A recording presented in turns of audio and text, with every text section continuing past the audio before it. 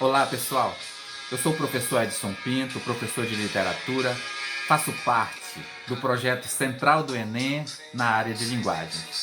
E hoje nós vamos resolver uma questão do Enem de 2012, relacionando a linguagens e códigos à competência de número 5 e a habilidade de número 15, que diz o seguinte: estabelecer relações entre o texto literário e o momento de sua produção, situando aspectos do contexto histórico, social e político.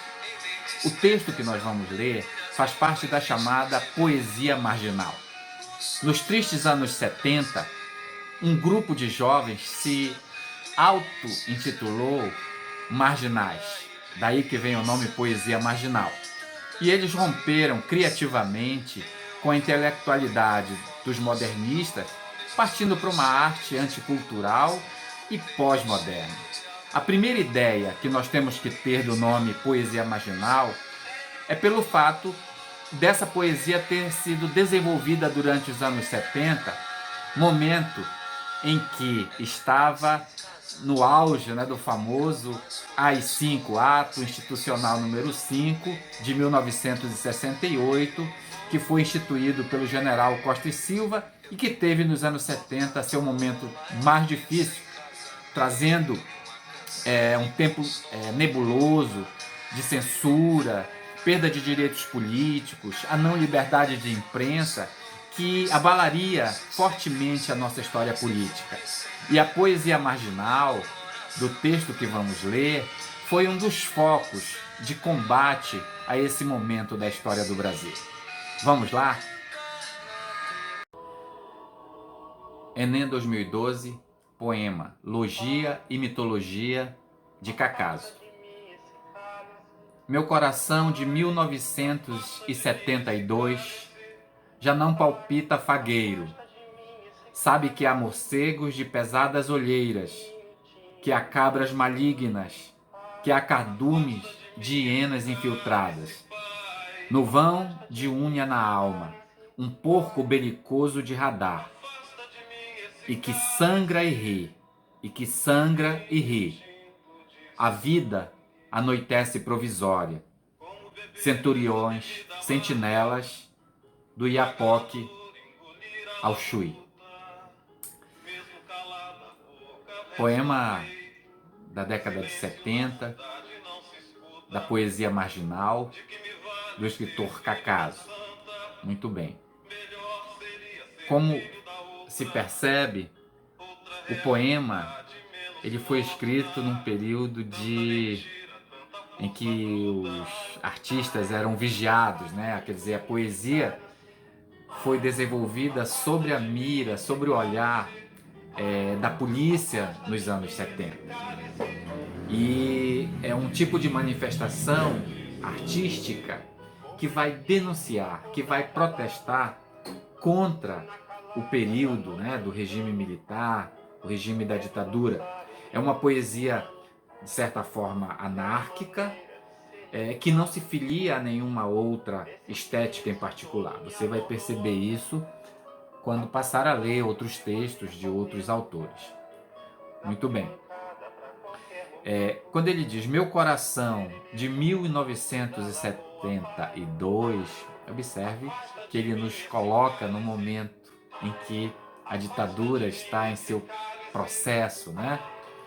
Já não palpita fagueiro, sabe que há morcegos de pesadas olheiras, morcegos de pesadas olheiras, a polícia, o exército, né? As pessoas eram vigiadas, tudo que elas faziam tinham que prestar conta, existia o medo, né, de ser preso, que há cabras malignas, que há cardumes de hienas infiltradas.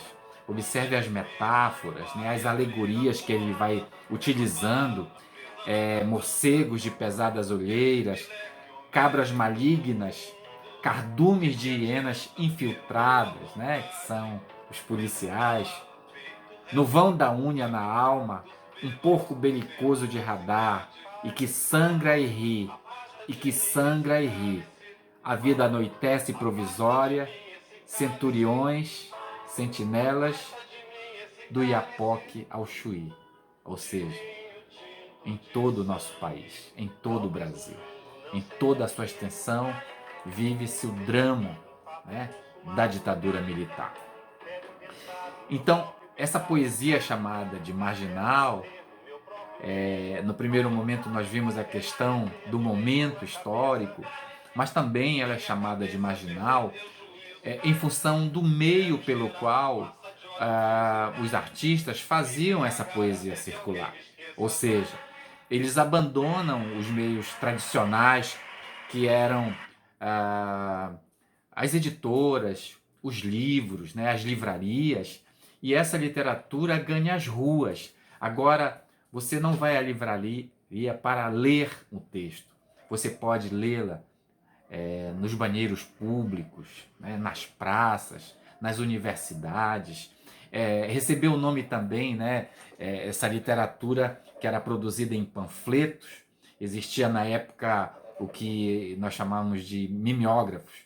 Então rodava-se aquela quantidade de textos e eles iam para cima dos prédios e de lá eles lançavam os folhetos nas ruas. Então essa poesia está na rua, está em todo lugar, né? E através dos folhetos, do corpo a corpo, mão a mão, da palavra em palavra, quer dizer, era uma tomada de consciência de que as coisas deveriam ser feitas com atitude. E essa atitude do corpo a corpo, da mão a mão, nas praças, nos varais, nas universidades, é que essa poesia vai chegar, né? Daí a força da poesia marginal.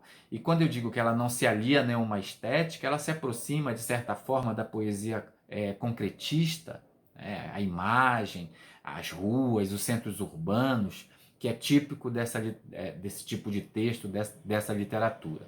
Então é um texto de contestação, é um texto que demonstra o momento difícil que se está vivendo em função da falta de liberdade que deixou de existir a partir de 1964. Vamos resolver a questão. Vamos à questão, então. O título do poema explora a expressividade de termos que representam o conflito do momento histórico vivido pelo poeta na década de 1970. Nesse contexto, é correto afirmar que, letra A, o poeta utiliza uma série de metáforas zoológicas com significado impreciso. Não, são metáforas, mas ele sabe exatamente a quem ele está se referindo, né? Então não há imprecisão. Letra B. Morcegos, cabras e hienas metaforizam as vítimas do regime militar vigente? Não, não são as vítimas, são os algozes, né? São aqueles que estão exatamente vigiando, massacrando, né? Oprimindo. Letra C. O porco, animal difícil de domesticar, representa os movimentos de resistência? É isso? Não. Também não cabe a letra C. Letra D. O poeta caracteriza o momento de opressão através de alegorias de forte poder de impacto. Observem a figura do morcego, né? Das cabras, das hienas. São as alegorias utilizadas exatamente para representar. O poeta caracteriza o momento de opressão através das alegorias de forte poder de impacto. É exatamente isso, né? As metáforas representadas aí são significativas em relação à condição da opressão. Então, a alternativa oficial do Enem 2012, né, do poema, é a letra D, tá? Então, nós temos vários nomes, né? Cacaso, Chacal, Paulo Leminski também é outro nome importante, que também tem textos que já foram utilizados nas provas do Enem. E fica aqui para vocês uma mensagem importante. A liberdade e a vida são bens jurídicos fundamentais do homem. E por isso, nunca mais, AI-5 nunca mais. Um grande abraço e até a próxima.